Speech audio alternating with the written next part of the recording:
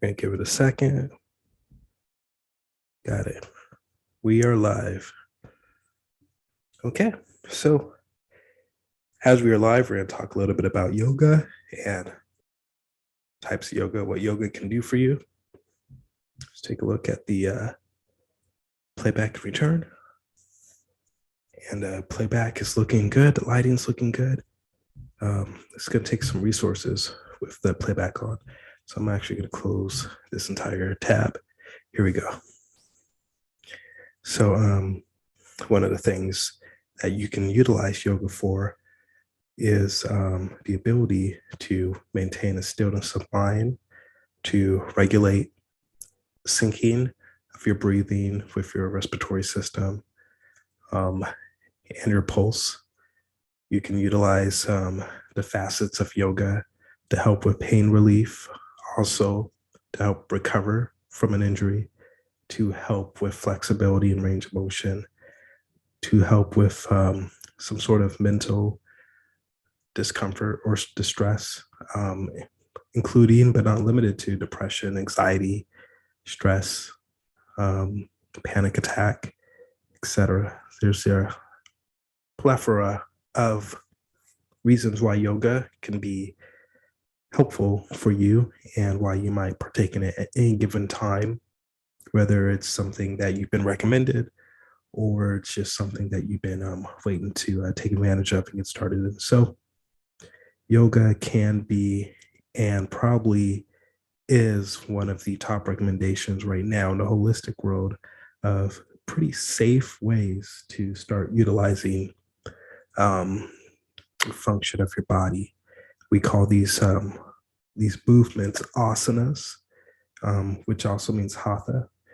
Hatha yoga is actually extremely popular in American culture, and these hatha poses, these postures, these asanas are done with breath in an effort to provide oxygen to some of these barriers and regions that are sometimes hard to reach, whether because of restriction due to an injury or to stress and cortisol levels, or an activity. You know, if desk job, you're sitting all day, or you have been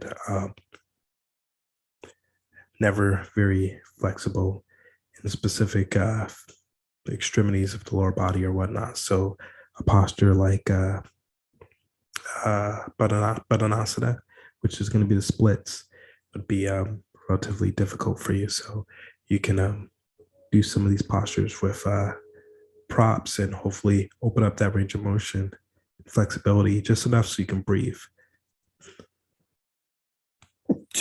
When you breathe, you can get fresh blood and oxygen to some of these regions. So those are some of the reasons why someone might partake in yoga. In my experience with yoga, yoga does a great deal of mental health work for providing you with the tools to process lots of different scenarios. And more often than not, these tools will continue to be a part of you once you have them. Granted, you don't have a traumatic amnesia type injury.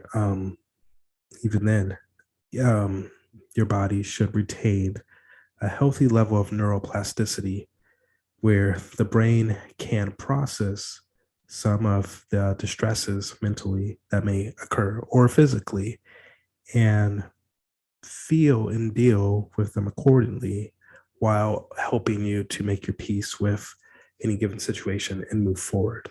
And that's the hope, to move forward to some sort of productive path in an effort to not suffer, which is one of the key components of yoga in conjunction with the Yoga Sutras. So, utilizing yoga has a number of benefits, but the physical is probably more highlighted than the mental. That said, the mental should be considered one of the greatest highlights of yoga if you are really focusing on consciousness. So if you haven't been focusing on consciousness, that's okay. My recommendation is to keep doing yoga, keep doing the breath work. When you're doing a breath work, it's going to be very difficult for your brain to not respond. It's going to be very difficult for your brain to not develop the neuroplasticity in order to give you the tools and the efforts to feel better and do better. So I hope you can take that with you. That is my advice. And I wish you well on that forefront of it. But I do believe that utilizing the mental aspects will pay dividends, not just now, but for decades and maybe even generations passed down through your bloodline. So I hope that helps with any answers or questions on yoga. I'm going to go ahead and end the video and we're in the live stream at least.